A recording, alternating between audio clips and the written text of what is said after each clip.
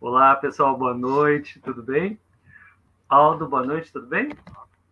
Boa noite, boa noite. Hoje nós vamos falar do epiteto. Na Suda, a primeira enciclopédia da antiguidade, se lê sobre epiteto. De Herápolis, uma cidade da Frígia, um filósofo, um servo de Epafrodito, guarda-costas do imperador Nero. Estropiado em uma perna por derrame, viveu em Nicópolis, uma cidade da província de Épiro Novo. Sua vida se estendeu até o reinado de Marco Aurélio Antonino. Escreveu muitos livros. Se lê nas diatribes de Epiteto. Acontece que o racional e o irracional se revelam diferentes para cada um, assim como o bem e o mal, o vantajoso e o desvantajoso. Principalmente para isso, devemos nos instruir, para aprender a aplicar de modo harmonioso à natureza a pré-noção do racional e do irracional às realidades particulares. Mais adiante, as dificuldades mostram quem são os seres humanos. De hoje em diante, quando uma dificuldade ocorrer, lembra que Deus, como um treinador, te pôs para lutar contra um difícil e jovem adversário, para que tu te tornes vencedor dos Jogos Olímpicos, o que não ocorre sem suar. Então, hoje, para a gente falar sobre tudo isso, temos aqui a honra de receber o professor Aldo. Ele está no universo de 100% da academia.edu, ele está entre o 1% mais acessado. Parabéns, Aldo, e eu queria que você se apresentasse, por favor. Boa noite, pessoal. Eu sou o professor Aldo Diniz, da Universidade Federal de Sergipe. Eu sou bolsista de produtividade pelo CNPq e pesquisador em epiteto e estoicismo há mais de 20 anos, certo? E estamos aqui justamente para lançar essa tradução que eu tenho feito já. Eu comecei a fazer exatamente há 20 anos atrás, em Petrópolis, por volta de 2002, e foi publicada em 2019 e agora com edição física no nosso país. E agradeço o convite, né, do Afonso, sempre com esse trabalho fenomenal de divulgação, né, de pesquisas científicas, de estudos clássicos e tudo mais. Muito obrigado pela oportunidade de falar com vocês. Muito obrigado, professor. Bom, vamos começar com o significado dessa palavra, né? Diatribe não é conversa, não é diálogo. Isso tem a ver com esse conceito de paresia, de uma certa franqueza? Como que é? A diatribe se tornou um estilo literário, já era um estilo literário antigo, né? É um estilo literário que tem certas figuras de linguagem, como, por exemplo, personificações, né? Tem momentos que Epiteto personifica Zeus, por exemplo, ou outros personagens. Ele dialoga consigo mesmo. Ele se remete diretamente ao ouvinte, a alguém supostamente da plateia, né? E então a diatribe tem elementos do diálogo socrático, do elenco socrático, uma série de figuras de linguagem, e o objetivo da diatribe, é por isso que eu preservei o nome diatribe, porque em inglês eles muitas vezes traduzem por discourse, né? Discurso, mas em discurso em português é uma coisa muito formal. E em francês por entretien, mas entretien seria conversa, mas conversa é por demais informal. Então não é nem discurso nem conversa, é algo como um modo de apresentar, de falar sobre um tema, e, por um lado discursando, por outro lado conversando com os presentes, né? E o objetivo do Flávio Arriano é transmitir ao leitor essa dinâmica, essa dramatização, para que o leitor se sinta como um dos alunos de Epiteto, como se estivesse na sala de aula de Epiteto. Apareceu o Gabriel, boa noite, Gabriel. Já apareceu o Gabriel, o nosso principal incentivador, né? Ele que há 10 anos atrás nós mandamos para ele eu e o Alfredo Julien mandamos uma cópia da nossa tradução do Manual de Epiteto, edição bilíngue. Ele acolheu, publicou na Arcaia revista, né? A revista de estudos clássicos, uma das melhores revistas de estudos clássicos do Brasil, e desde então nós literalmente criamos nosso espaço, certo? E devemos com certeza ao nosso Gabriel Cornélio. E temos também agora o podcast Arcai. Vejam lá no YouTube, que é maravilhoso. Professor, vamos falar dessa figura então. Lúcio Flávio Arriano Xenofonte. Queria saber quem eram essas pessoas que iam lá ouvir Epiteto.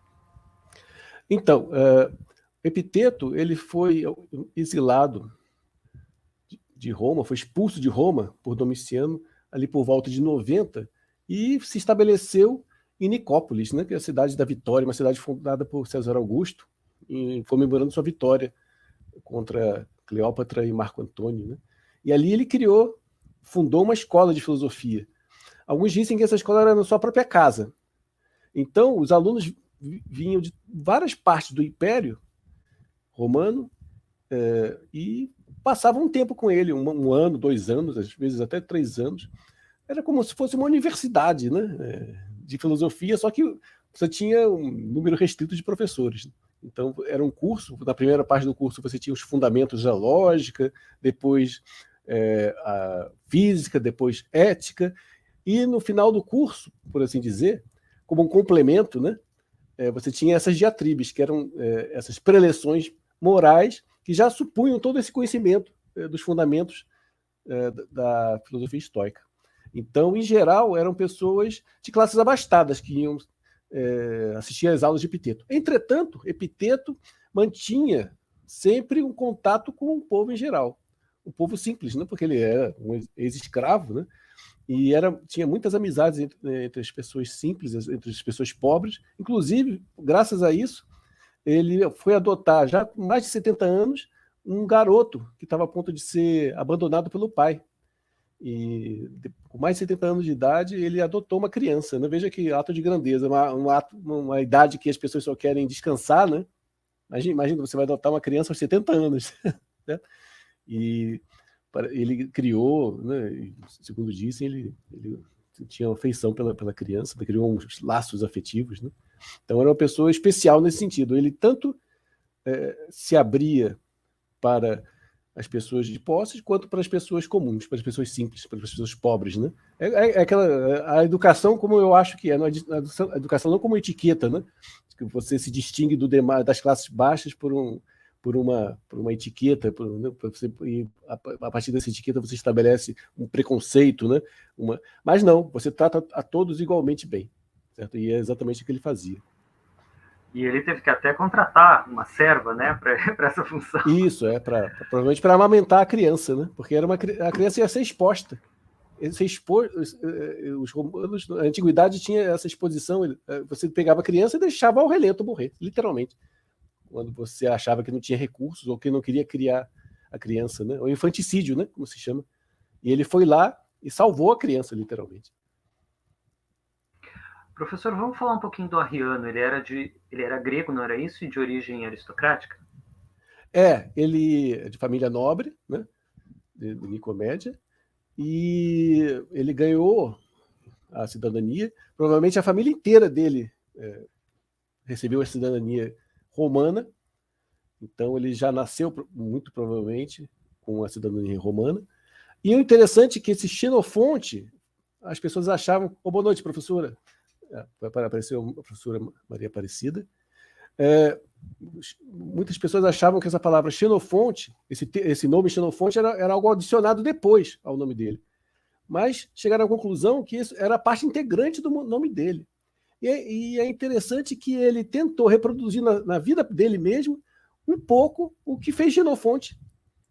Quer dizer, Xenofonte, ele transcreveu as conversas de Sócrates. Certo? Então, o que fez Flávio Arriano? Ele transcreveu as conversas de Epiteto, as aulas de Epiteto. Xenofonte foi um guerreiro, ele lutou na Pérsia, né? Ao lado do Ciro, o persa, não o Ciro, o político. E, ao mesmo tempo, o Flávio Arriano foi um dos poucos gregos que chegou a liderar legiões romanas. Ele liderou 2 legiões romanas na famosa batalha contra os alanos, que ele foi governador da Capadócia por um tempo. E também ele chegou à incrível distinção de ser cônsul, foi nomeado cônsul num determinado ano, durante sua vida, naturalmente, né? E, além disso, também foi um historiador, como também teria sido Xenofonte.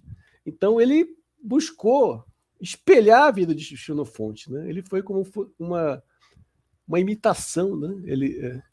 Ele como fosse o Xenofonte fosse um paradigma para ele seguir em vida. E ele fez isso.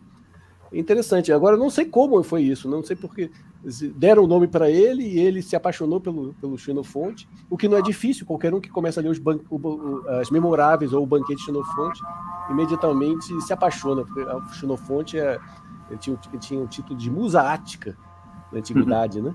Tamanha a doçura dos textos dele.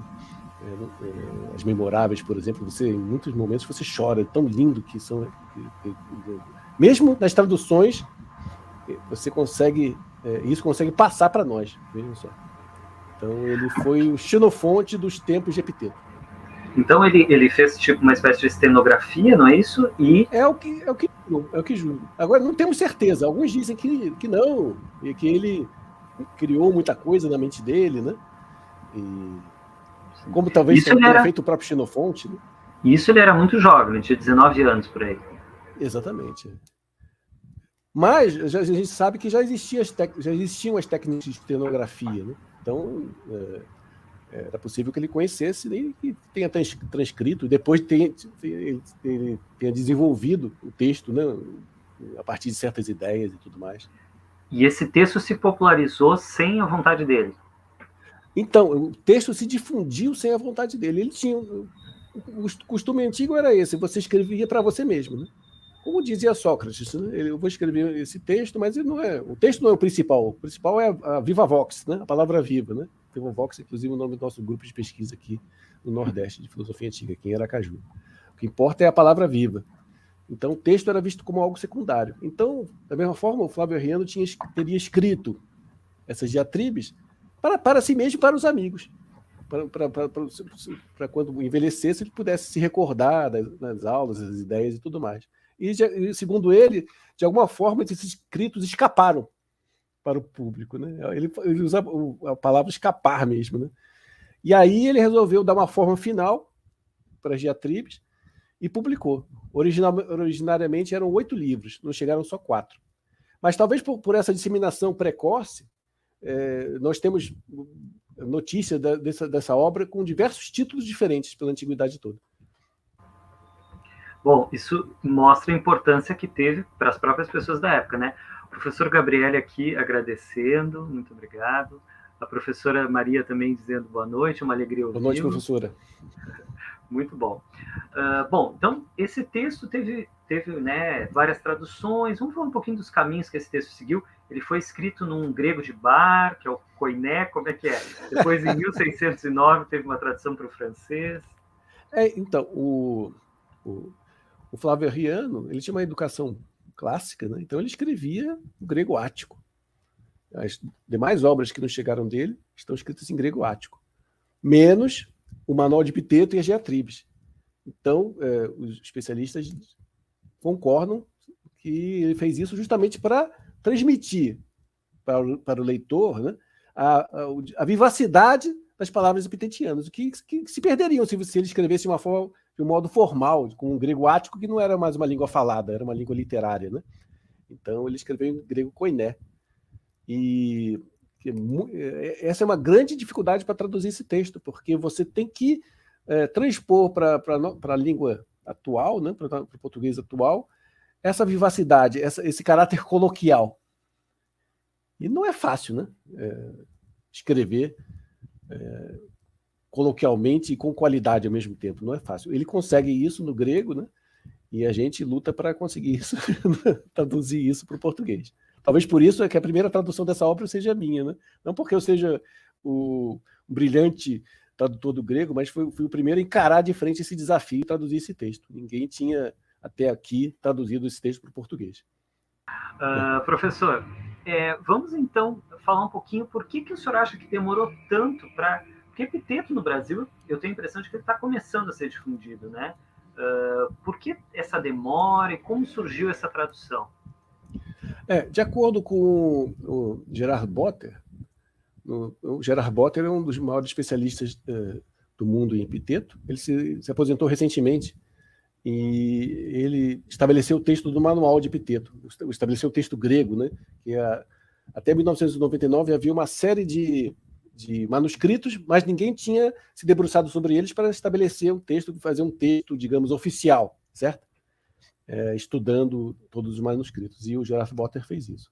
E ele fez uma grande pesquisa histórica E ele consultou Michel Spanet, que era um jesuíta francês, um cara genial, que estava estudando as paráfrases cristãs do Manual do Epiteto no Império Bizantino. Então, o Spanet descobriu 3 paráfrases, depois descobriu mais uma ainda, e essas paráfrases não tem ainda tradução para língua vernácula, né? nem em francês, nem em nenhuma língua moderna. E uma das coisas que o Michel Spanet, esse jesuíta, descobriu é que houve, em certo momento do século XVI, na Itália, um voto de silêncio em relação ao epiteto. Certos cardeais intelectuais católicos, eles disseram assim, não se fala mais sobre epiteto. Não queremos conversa sobre epiteto. Ao invés de contrapor, duelar com o pensamento de Epiteto, é melhor se calar, melhor que esse Epiteto seja mantido em silêncio. E isso fez com que não houvesse traduções diretas do grego, do manual, praticamente desde o século XVI até essa tradução que eu fiz com Julien. Em meados do século XX, teve uma tradução para o português, mas era uma tradução de tradução. Era um grego que estava vivendo no Brasil que resolveu traduzir a tradução da Elizabeth Carter para o inglês. Mas também não foi muito difundida essa tradução. E uma tradução antiga de um padre que era de tempos em tempos publicada novamente. Certo? Então, isso funcionou. Durante centenas de anos, não se ouviu falar de epiteto no Brasil. Mesmo na Itália, porque o grande divulgador de epiteto na Itália foi quem? Foi o Giacomo Leopardi, que fez uma edição de popularização do manual. Então, veja, durante séculos, né, um silêncio enorme, né, sobre epiteto. E finalmente conseguimos rompê-lo. A razão disso é uma razão de conflito religioso, porque epiteto, em algum momento daquela luta da Contra-Reforma, caiu, por assim dizer, em mãos dos reformistas. Porque epiteto, o pensamento de epiteto é um pensamento libertário. Você encontra 2 vezes mais a palavra eleuteria, liberdade em grego, no manual de Epiteto, por exemplo, que em todo o Novo Testamento. Então, os reformistas tomavam essas palavras de Epiteto como uma espécie de antídoto contra a rigidez da teologia católica. Certo? Então, o Epiteto passou a ser visto como um inimigo nesse sentido, né? E tanto por essa razão ele é extremamente famoso nos Estados Unidos, na Inglaterra, na Alemanha e até pouco tempo muito pouco conhecido no mundo latino, né? Latino. Mas esse texto saiu primeiro agora em Portugal, foi isso? Essa tradução saiu primeiro, saiu em 2019, essa do Diatribes, né? A nossa tradução do Manual de Epiteto foi em 2014, saiu em Portugal. A da Diatribes saiu em 2019, e em formato Kindle também. E está em PDF, né? Inclusive, depois a gente coloca embaixo aí, essa tradução é de livre acesso, qualquer um pode pegar o PDF e ler à vontade. E a edição física, agora estamos fazendo no Brasil, porque não havia condição de importar isso de Portugal. Hoje em dia, esses custos de importação se tornaram absurdos, né? Então, fizemos nossa edição brasileira, que está muito bonita. Onde está mesmo? Legal. Tá por aqui. Tá legal. Idêntica à edição portuguesa. De Coimbra. Muito bom. Bom, vamos falar um pouquinho, então, dessa personalidade do Epiteto. Ele teve várias influências, né? Claro, do Crisipo, que foi o fundador, se não me engano, do estoicismo, mas também aparecem influências de Aristóteles, dos céticos. Vamos falar um pouquinho dessa mistura aí do helenismo. Esses filósofos do Império Romano, eles têm uma vantagem em relação aos filósofos antigos. Porque os filósofos antigos estão ali fazendo a filosofia, certo? Estão no sopé da montanha, por assim dizer.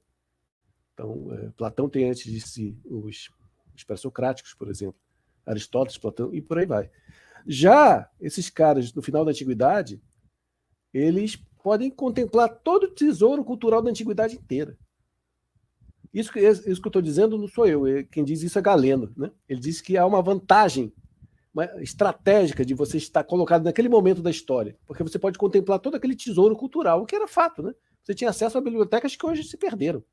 Livros dos pré-socráticos, livros dos estoicos, livros dos epicuristas, dos cínicos, e além de todo o tesouro cultural de teatro, de poesia, de escultura, de pintura.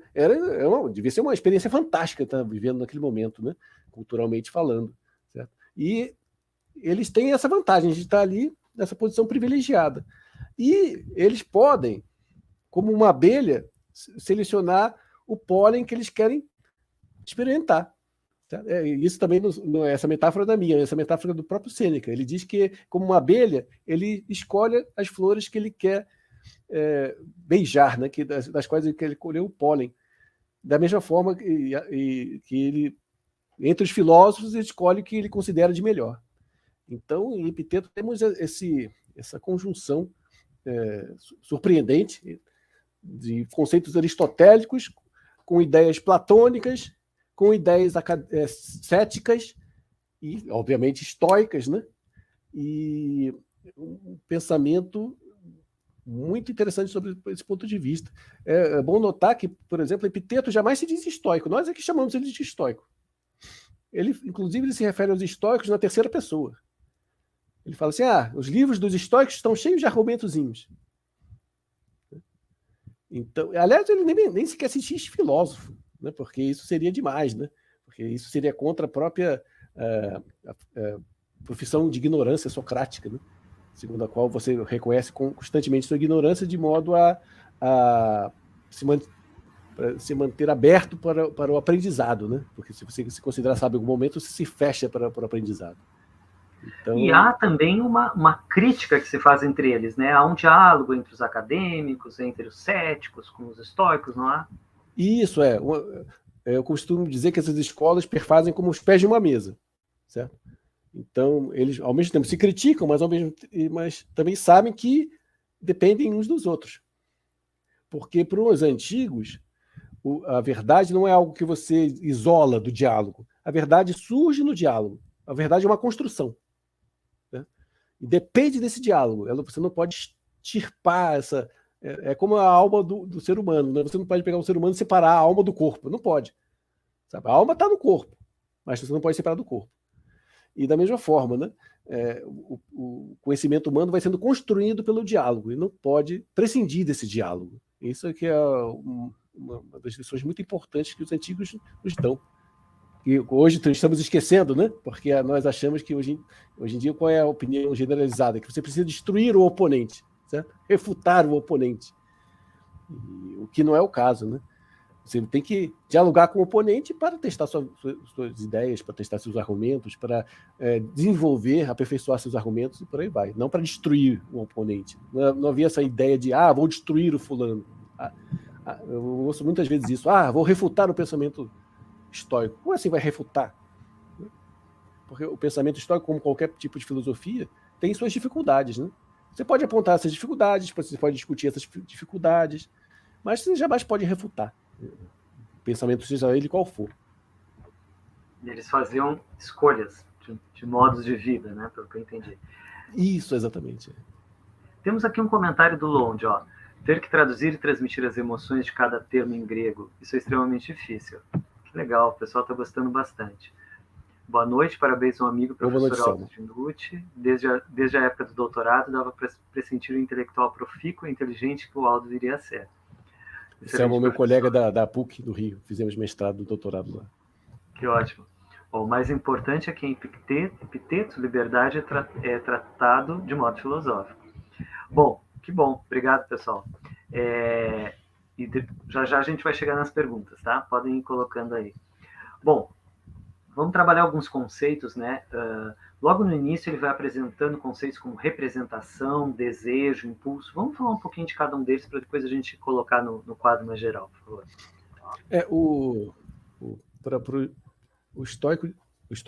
O Epiteto, ele distingue entre coisas F-remin e o que é F-remin. F-remin são as coisas sob nosso encargo. E geralmente a gente ouve dizer as coisas sob nosso controle, né? Mas não é certo dizer que estão sob nosso controle, porque não necessariamente estão sob nosso controle.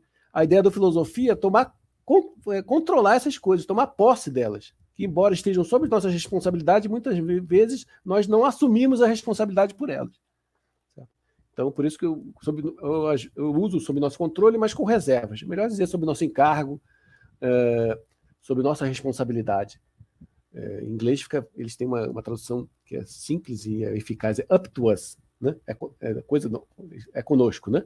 Certo? Depende de nós, né? Depende de nós. Então, entre essas operações, você tem um assentimento, você tem o impulso, você tem o juízo e você tem a fantasia, que é a representação. Assentimento é sincartateses, o impulso é hormé, o juízo é crises, ou pode ser dogma também, opinião, hipólipsis, e a fantasia, que é a representação. O que é a representação? Por exemplo, eu estou olhando para a tela e vejo você. Então, há um conteúdo perceptivo, um dado da percepção que atinge meus sentidos e chega na minha alma. E, por outro lado, minha alma emite um juízo.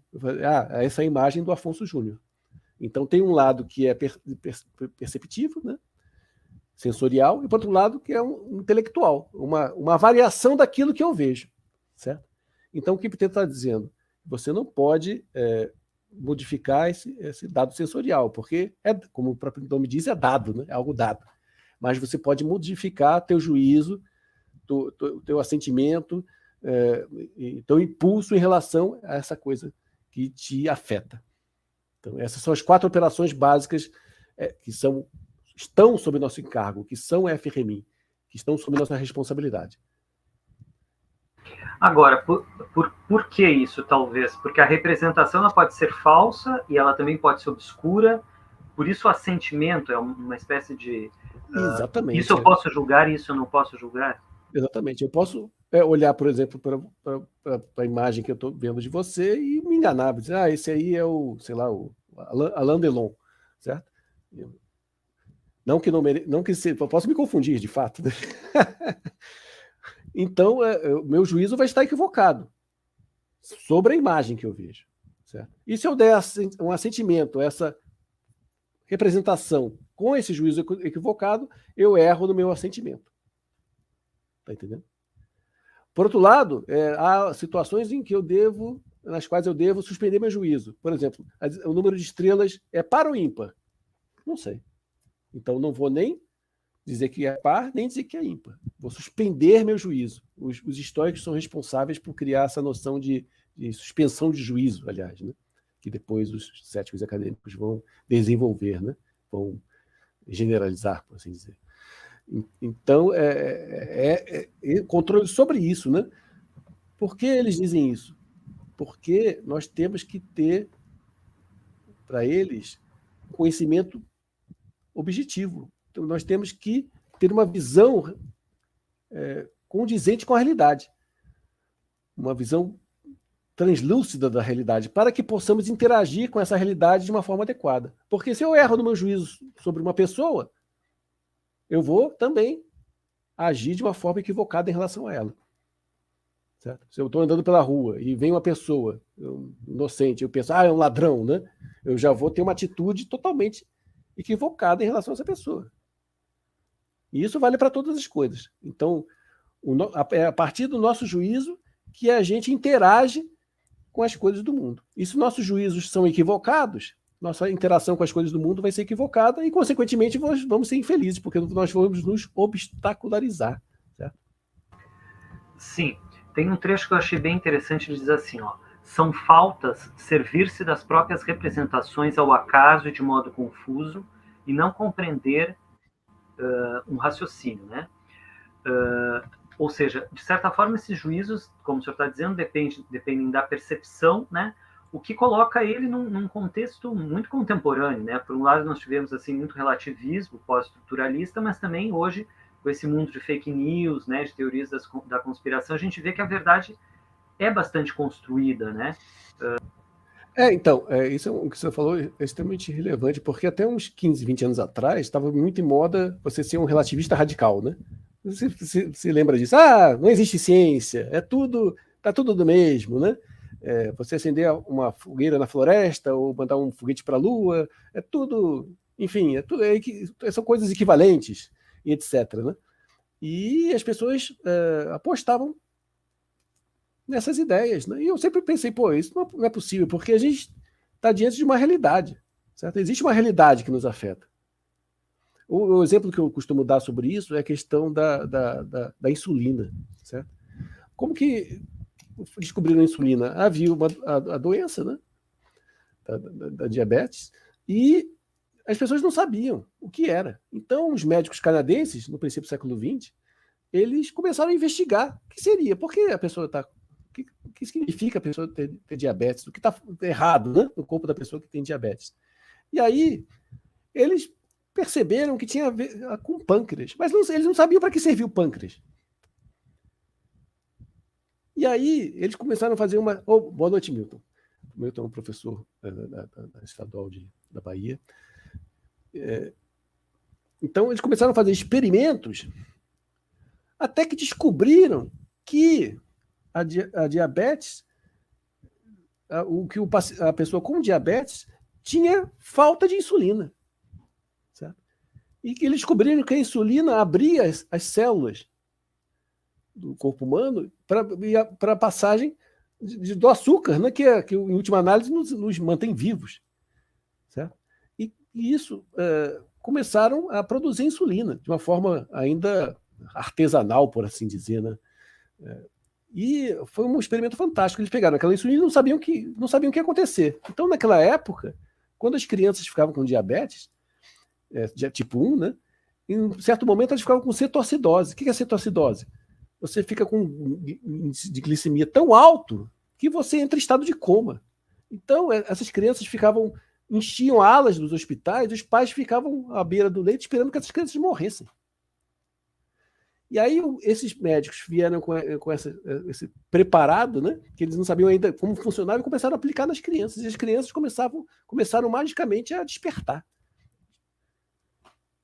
Daí, conseguiram mais tarde sintetizar a insulina. Hoje em dia, uma caneta, né, e a pessoa tem uma vida normal. Basta injetar essa caneta e o corpo funciona, consegue se alimentar. Né? Então, o que eu quero dizer com isso? Eles descobriram um componente da realidade. Ciência é isso. Eles descobriram como funciona o corpo humano. Eles descobriram o caráter extremamente importante da insulina no corpo humano. E descobriram como ela funciona e depois, mais tarde, conseguiram descobrir a própria composição química da insulina e, graças a isso, foram capazes de sintetizá-la em laboratório. Porque até poucas décadas atrás, a insulina era feita a partir dos porcos, né? Então, sacrificavam animais, era um procedimento duríssimo. E essa insulina que vinha dos porcos era aplicada nos seres humanos, mas como era dos porcos, causava rejeição. E por isso as pessoas com diabetes morriam muito cedo, porque oxidava tudo. A pessoa, por um lado, salvava a pessoa porque era insulina, por outro lado, matava a pessoa, porque não era insulina própria do corpo humano. Era como aquela mesma coisa, quando você faz um transplante de uma parte para outro corpo, né, você precisa tomar esqueci o nome do remédio, aquele remédio que impede que o seu organismo rejeite aquela parte. Né? E depois descobriram a formulação química e hoje em dia produzem isso em laboratório. Certo? Então, houve uma interação com a realidade. Em outros termos, a realidade não é qualquer coisa que a gente imagina. Não basta pensar, eu quero que a realidade seja assim, não é assim. A realidade é algo determinado. E você pode interagir com essa realidade e conhecê-la em alguma medida. E você pode, consequentemente, fazer ciência. É por isso que as vacinas funcionam, certo? Porque eles descobriram a realidade, descobriram, esse vírus, agora como que a gente ataca esse vírus? Faz tal coisa. E por isso as vacinas funcionam. Ciência é isso, certo? A ciência, fazer ciência implica conhecer a realidade em certa medida. Não talvez no sentido forte de Platão conhecer a essência, ou de Aristóteles, de conhecer a essência das coisas, né? Mas conhecer em tal medida que você é capaz de interagir de uma forma correta com a realidade. Então, eles conheceram o papel deles. O que a gente está falando, então, é que ele usa a expressão compreender um raciocínio, né? Essa ligação, então, da ética com a lógica, seria algo assim? Por aí, por exemplo. Como eles concebem a ética? Né? Eles concebem a ética justamente a partir da nossa estrutura animal. certo? Que nós somos animais racionais e associais. Somos animais comunitários, né? Ora, animais que possam viver em comunidade de uma forma adequada precisam de certas regras, não é isso? Então, por exemplo, ser agressivo com as pessoas não favorece a sua vida em comunidade, certo? Já ser atencioso, tratar todos com humanidade, é bom para você e bom para as demais pessoas. Aí como que eles chegam a essa regra? Simplesmente conhecendo e reconhecendo a nossa natureza humana, não a natureza no sentido transcendente, mas no sentido antropológico mesmo, no sentido biológico. Então eles vão fazendo isso com cada aspecto da natureza humana. Por exemplo, todos os seres humanos têm fome, né? Certo? Mas, ao mesmo tempo, a sua fome tem que ser medida pela sua necessidade de convívio social. Por exemplo, se você vai no banquete, você não vai sentar na mesa e, por exemplo, se tem um prato principal ali, você não vai pegar esse prato principal com as mãos e enfiar na sua boca, né? Ou vai ficar com tudo para si. Por quê? Porque, embora você tenha fome, embora o corpo te peça, né, por esse alimento, você sabe que antes de matar a fome, você tem que respeitar certas regras do convívio social, porque você é, antes de tudo, o quê? Um ser comunitário. Então, é assim que eles vão desenvolvendo, através de argumentações assim, que eles vão desenvolvendo os seus princípios. Por isso que esses princípios morais são válidos até hoje, porque eles estão falando sobre coisas que são verdadeiras, né? Porque quem vai dizer que o ser humano não é comunitário, que nós somos... Se fôssemos tigres, né, nossos princípios morais seriam completamente diferentes. O tigre não precisa viver em comunidade, certo? O tigre só precisa encontrar a tigresa de vez em quando, certo? E a tigresa cuida sozinha dos seus filhotes. Não precisa de família, não precisa de aldeia, não precisa de nada, né? Então, se os tigres fossem seres racionais, a ética dos tigres seria muito diferente da nossa. Mas ainda assim seria uma ética. Obrigado. Temos aqui o Clay perguntando, há previsão para um lançamento dos demais volumes? Sim, já estamos pela metade do livro 2 das diatribes. Agora coloquei mais pessoas no time aí para a gente fazer mais rapidamente, né? Tem o Brenner Brunetto, da Federal de Goiás, tem também o Cristóvão Santos, que é o meu doutorando aqui na Federal de Sergipe, e também é doutor em línguas clássicas, trabalha na Bahia. Ele está também no nosso time. Então, acho que nos próximos anos a gente encerra esse trabalho. O Marcos perguntou aqui, o Marcos já esteve com a gente, né? A notícia de como Arriano persuadiu Epiteto para escrever as diatribes, ele já estava... Não, como é que é a história? Não, então, há um consenso entre os comentadores que Arriano escreveu por si mesmo essas diatribes. Porque, de fato, havia esse costume na época de você anotar as aulas dos seus professores, né? E para lembrar, para mais tarde, né? Para mais tarde você poder acessar, para você poder consultar. Então, segundo tudo indica, Arriano fez com esse objetivo, né? Embora, né, ao mesmo tempo, isso seja um pouco duvidoso por causa do caráter, da extrema qualidade do trabalho, certo? Não parece um trabalho que foi feito como uma mera anotação, certo? Então, podemos dizer que ele tinha um duplo objetivo. Por um lado, guardar para si a memória, e por outro lado, também uma ambição literária. Agora, o que é notável é que o pensamento de Epiteto, ele, desde que foi publicado, tanto as diatribes quanto o manual foram identificados como obras de Epiteto, embora ele não tenha escrito. Quer dizer, Flávio Arriano não reclamou para si nenhum direito sobre a qualidade dos textos. Inclusive, ele deixa isso muito claro, né? Na carta prefácio às diatribes. Ele diz: se as obras de Epiteto, como eu transcrevi, se o pensamento de Epiteto, como eu transcrevi, for capaz de persuadir o leitor, isso se deve ao próprio Epiteto, pela sua fala genial, pela sua franqueza, por sua parresia, né?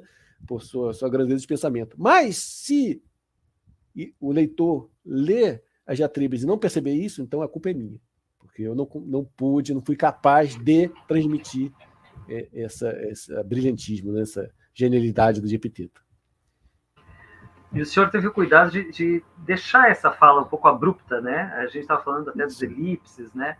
Que é interessante, que se vê que é algo vivo, bastante vivo. O Vilmar, que já esteve aqui com a gente também, comparou com Hipomenata, do Foucault. Isso. Né? Inclusive, esse é um dos títulos dados a diatribes de Epiteto da Antiguidade. Bom, vamos falar um pouquinho então desse conceito de providência. É uma espécie de logos cósmico, né?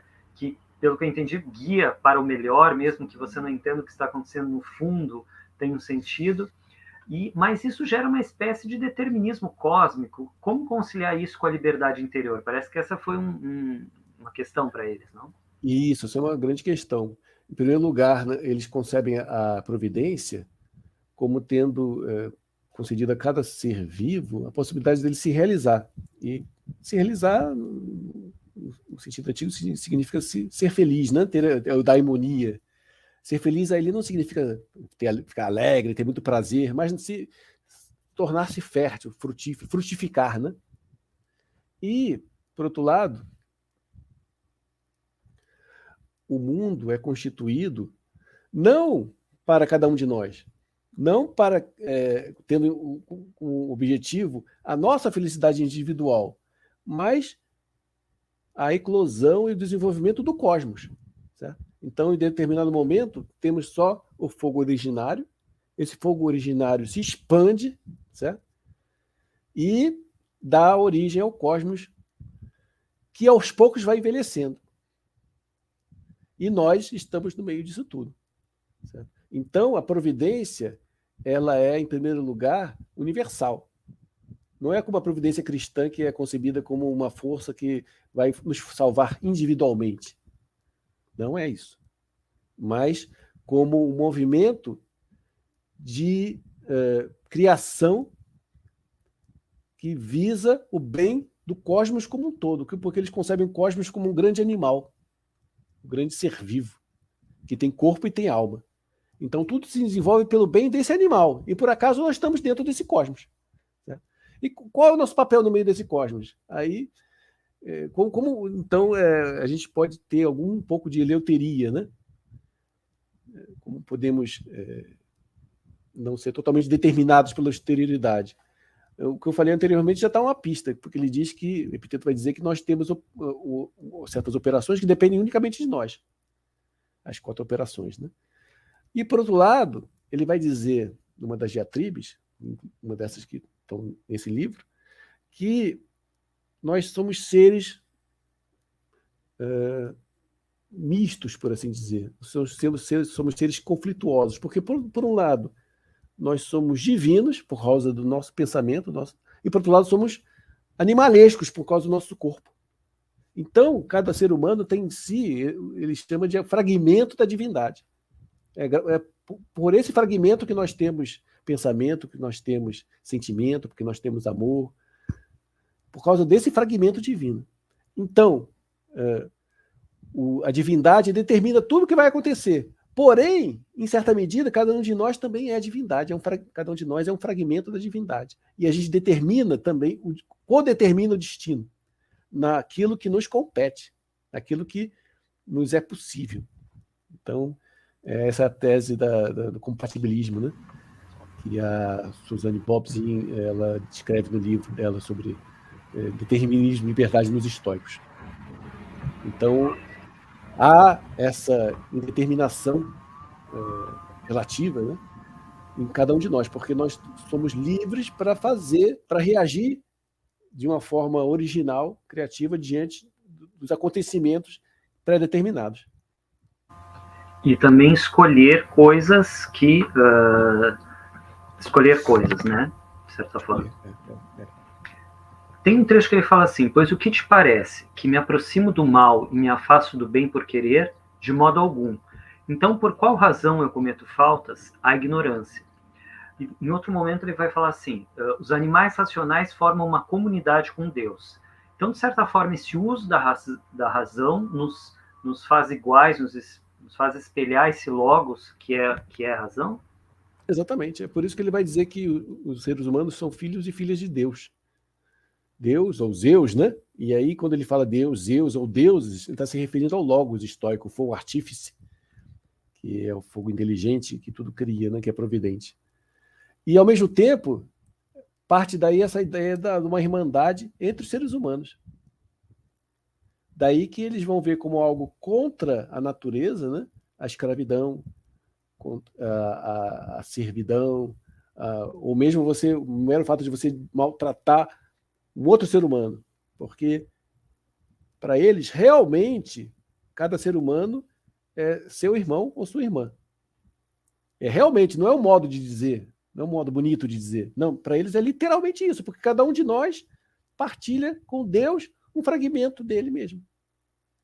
Então, cada um de nós é literalmente filho e filha de Deus e somos irmãos e irmãs uns dos outros. Que leva um pouco ao extremo os argumentos de Sócrates, né? Que ele era filho do cosmos, ou que ele fazia parte do cosmos. Exatamente. Então, vem de Sócrates, né? Vem de Sócrates, exatamente. O Clay perguntou assim, o que recomenda Epiteto para que o julgamento sobre a fantasia seja eficaz? Por que essa capacidade não pode estar tão afetada que o julgamento seja distorcido? Como vemos com os terraplanistas.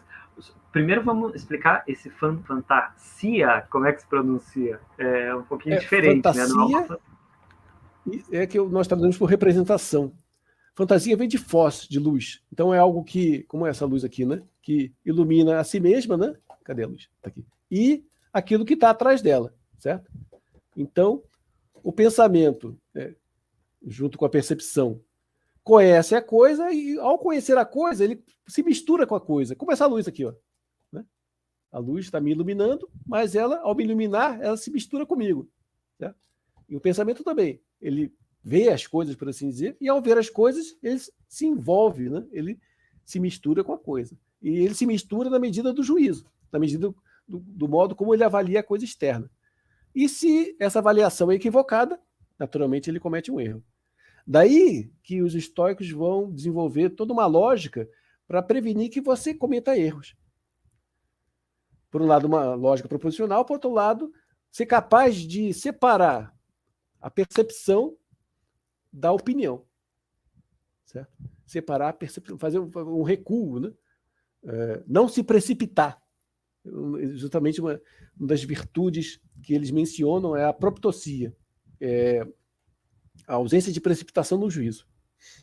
Ser capaz de avaliar corretamente as suas percepções. O que não é fácil, né? Por exemplo, você conhece uma pessoa. Como você vai avaliar se essa pessoa vai ser boa ou ruim contigo? Isso é uma coisa dificílima. Só um exemplo, né? Então temos dezenas de exemplos assim. E faz toda a diferença, né? Porque se você achar que uma pessoa vai ser boa contigo e está equivocado, você vai sofrer bastante. E isso vale para todas as demais coisas. Sim. Temos aqui uma pergunta, um público super, super seleto, né? Bastante estudioso. E nós temos aqui, então, uma pergunta bem específica. Como o assentimento do Epiteto, né, se aproxima do Kairós do Gorgias, né? Gorgiano. Para quem não se lembra, o Marcos esteve aqui com a gente falando de Gorgias, né? Kairós, o que é? O momento oportuno? Exatamente. Kairos é o momento qualitativo, o tempo qualitativo que se opõe ao tempo quantitativo, Cronos, né?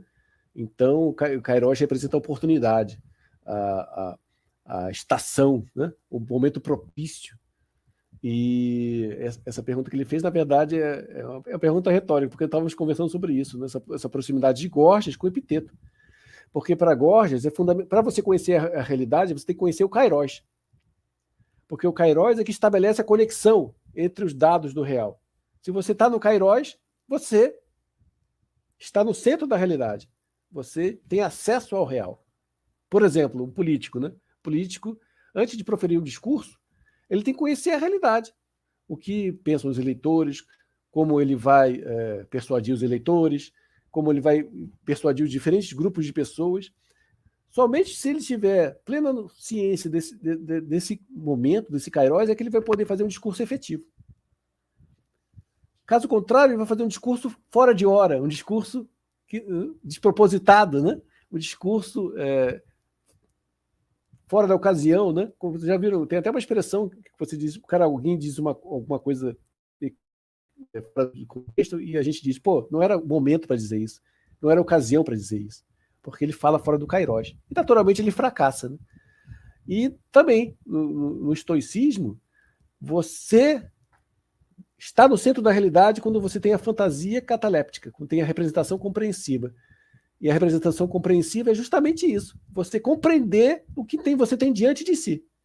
Certo? Você ter uma noção correta do que está acontecendo.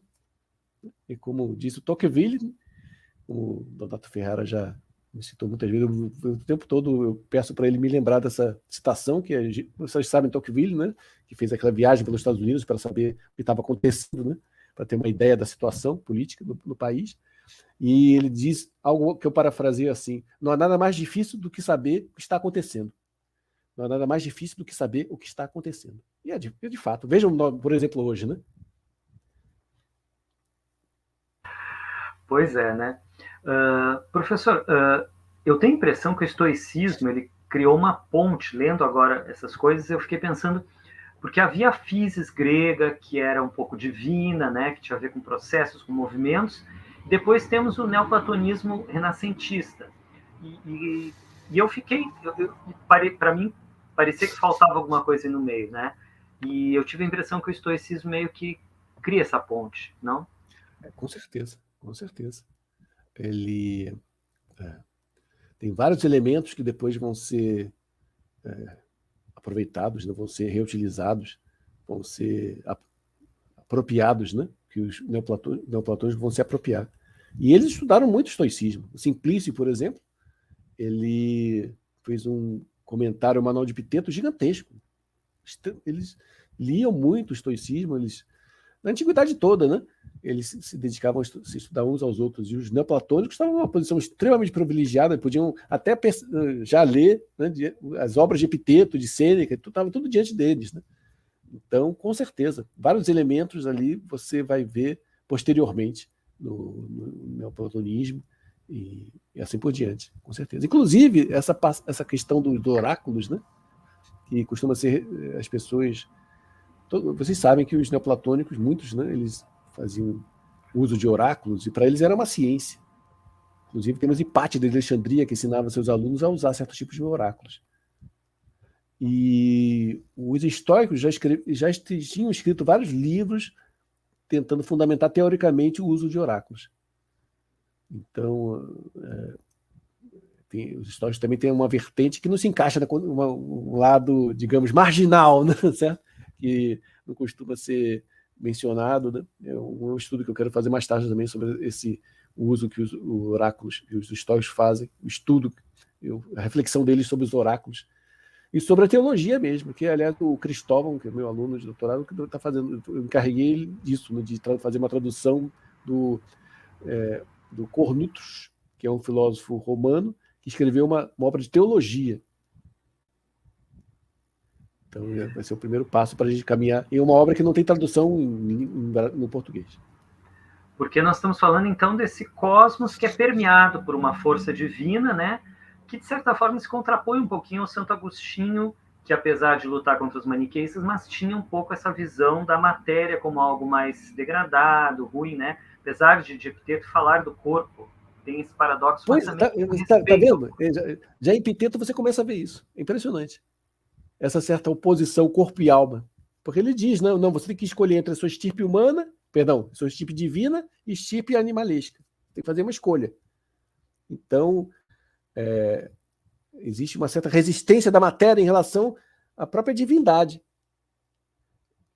Sendo que a matéria, ao mesmo tempo, é parte da divindade. Vejam que interessante. Mas também cuidar, né? Cuidar da sua razão e cuidar do seu corpo, né? Exatamente. Os históricos não vão chegar a denegrir o corpo ou proibir prazeres. Para eles isso é impossível, porque vai haver um movimento posterior no cristianismo, né? Quem estuda isso é o Marcos Reis, lá da Federal Fluminense, no qual o Evrágio Pôntico, né? Ele vai fazer uma hipóstase das paixões. Para Evrágio Pôntico, as paixões são demônios que tentam tomar posse do ser humano, né? Enquanto para os históricos as paixões são só o resultado do assentimento a falsas opiniões. Certo. Mas já está ali colocado um elemento que vai levar mais tarde a Agostinho e tudo mais. Sim.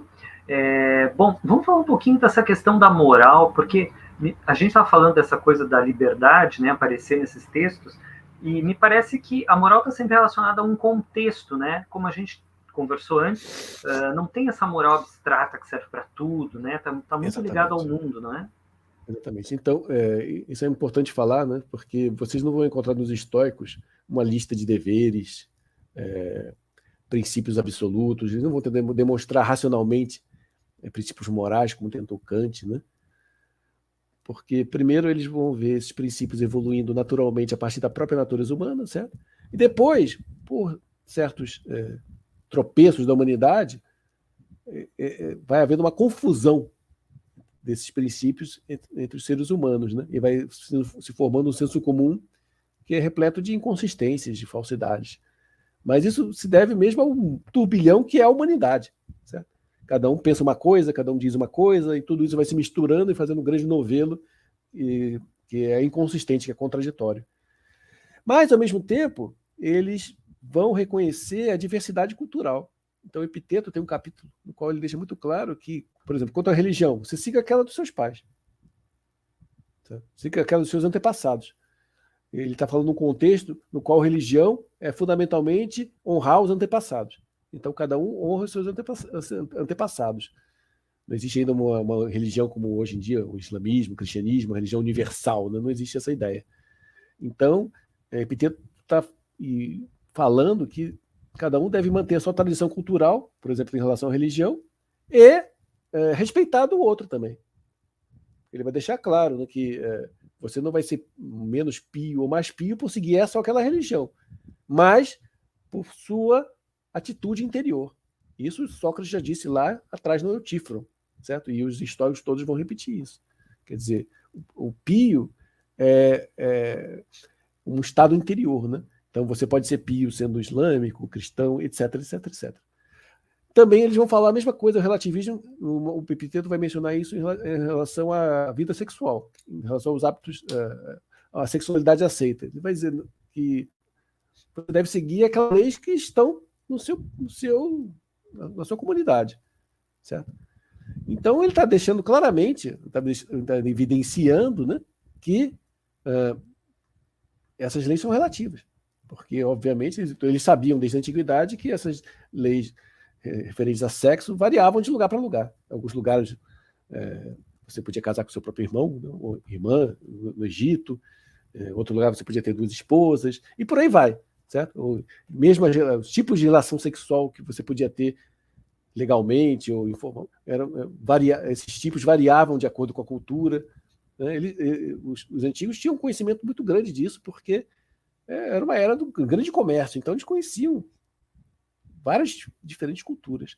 E, desse modo, eles estabelecem que não existe uma prescrição moral, não existe um modo certo de ser sexual, por exemplo. Isso aí vai variar de acordo com os costumes. E, então, é legal que, ao mesmo tempo, eles não querem impor sobre ninguém uma religião, um modo de ser sexual ou princípios morais, né? Eles não veem isso nem como possível, nem como desejável. Não é possível porque eles não podem fazer a humanidade toda se tornar filósofa, né? Todos os seres humanos virarem filósofos é impossível. E não é desejável, nem lícito, porque eles não veem em si essa sabedoria. Lembre-se do princípio da profissão socrática de ignorância. Ninguém pode dizer que é o conhecedor da verdade. Quem disser isso está mentindo, certo? Então, embora eles sejam filósofos, embora eles desenvolvam esses pensamentos, eles sabem que não são donos da verdade, e como não são donos da verdade, não podem impor isso a ninguém. E é outro problema que nós vemos hoje em dia, né? Todos tentando impor uns aos outros, né, certos princípios, certas... Nós temos aqui, o William me fez uma pergunta bem simples, né? Fazer uma comparação do que aproxima do que distancia estoicismo e neoplatonismo. Bem rapidinho, depois a gente pode até pensar numa live sobre isso. Isso é uma questão difícil, né? Eu podia fazer uma live até chamando os neoplatônicos, né, genuínos, certo? uma coisa que aproxima é essa questão de um cosmos, né? De uma unidade cósmica, de uma ordem cósmica. É claro que isso aproxima do pensamento antigo inteiro, né? Porque o pensamento antigo inteiro aposta no cosmos, na ideia do cosmos. Certo? Então, agora, algo que distancia é que os neoplatônicos começam a pensar em coisas para além da razão. Certo? E essa ideia ainda é uma ideia em germe no estoicismo. Costumam acusar os estoicos de serem racionalistas ao extremo, né? Mas isso não é verdade. Primeiro, porque eles fazem a profissão socrática de ignorância, e segundo, porque eles restringem o conhecimento humano à fantasia, à representação.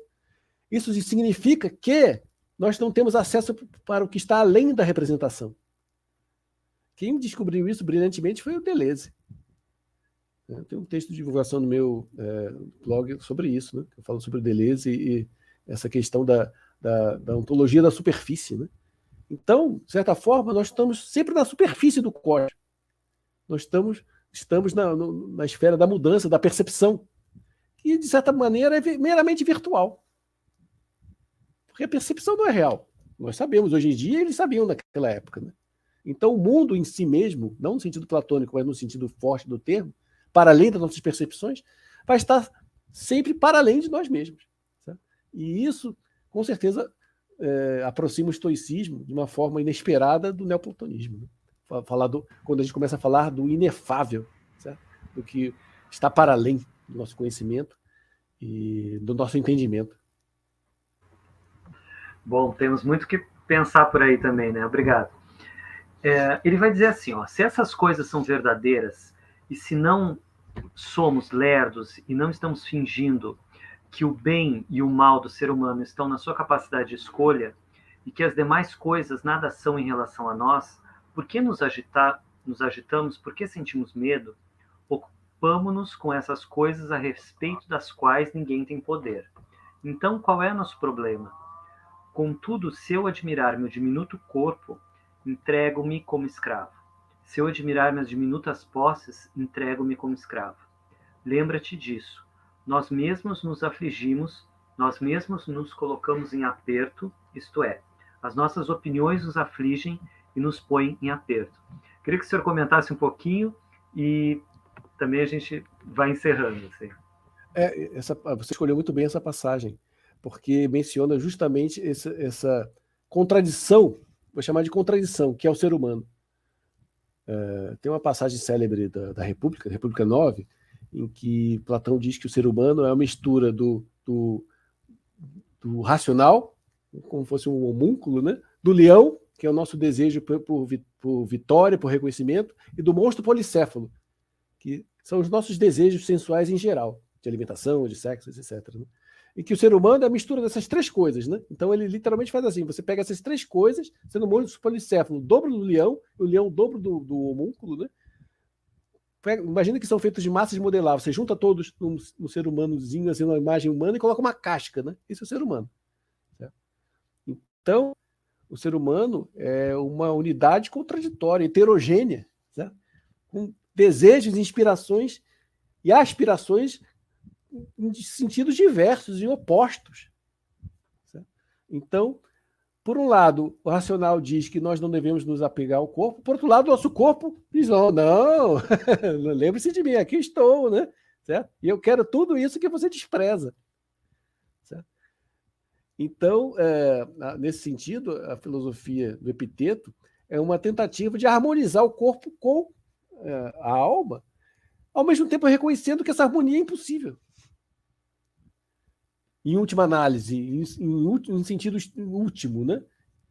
Porque são coisas heterogêneas que foram usadas para nos constituir. Certo? Então, é por isso que tem uma frase dele que é genial. Ele diz assim, eis nossa luta, enlouquecer ou não. Certo? Você enlouquece quando essas partes começam a brigar entre si. Né? Começam a se degladiar. E você pode manter uma certa sanidade na medida que você estabelece a paz entre essas potências contrárias que te constituem. Mas será sempre uma paz provisória, será sempre uma paz imperfeita. Como diz o Posidônio, ninguém pode se dizer sábio, porque os seres humanos, eles são compostos, né, do corpo e da alma. E o corpo não para de enviar desejos para a alma. Não para nunca. Por mais sábio que você seja, certo? Aí de repente vem um desejo sexual violento, ou vem uma ganância por poder violenta, e você tem que lidar com essas coisas o tempo todo. Então, essa passagem é perfeita, porque ele está falando desse conflito, está falando dessa luta. E é harmonizar, tentar estabelecer a paz entre coisas que, por natureza, se opõem. Muito obrigado, professor. Bom, vou pedir uma dica para quem quer, além do livro que está sendo lançado, né? Uma dica que o senhor dê de leitura para quem quer se aprofundar nesses temas, por favor. Tem um texto da Raquel Gazola que eu sempre recomendo, que é o Ofício do Filósofo Estoico. Está esgotado, mas tem por aí, vocês encontram na internet, em outras versões, né? Talvez ela em breve seja reeditado. Tem também o nosso livro de Lógica Estoica, meu e de outros autores, está na página da revista Prometeus. Basta colocar Introdução à Lógica Proposicional Estoica, já aparece lá. É um livro legal porque tem uma introdução histórica, tem uma lista de todos os filósofos estoicos, tem uma série de partes muito interessantes. Eu acho que um dos poucos livros escritos no mundo sobre isso.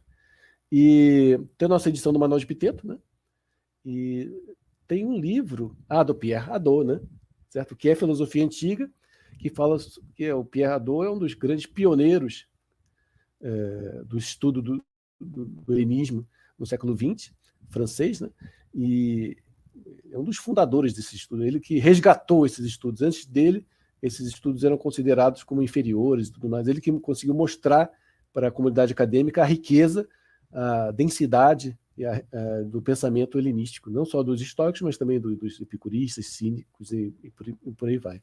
Então, para começo, esses 3 livros aí estão de bom tamanho. Muito obrigado, professor. Sempre uma honra recebê-lo, sempre um prazer. O pessoal adorando aqui, agradecendo muito. Todo mundo gostou muito. Agradeço muito a presença de todos, viu? Bastante gente assistindo. Peço que vocês deixem comentários, não só aqui no chat, mas embaixo do vídeo também, porque isso ajuda o YouTube a divulgar. Então é isso que faz o vídeo ser disseminado por aí, né? Também amanhã nós vamos ter Mishima, tá? Vamos falar um pouquinho do Japão.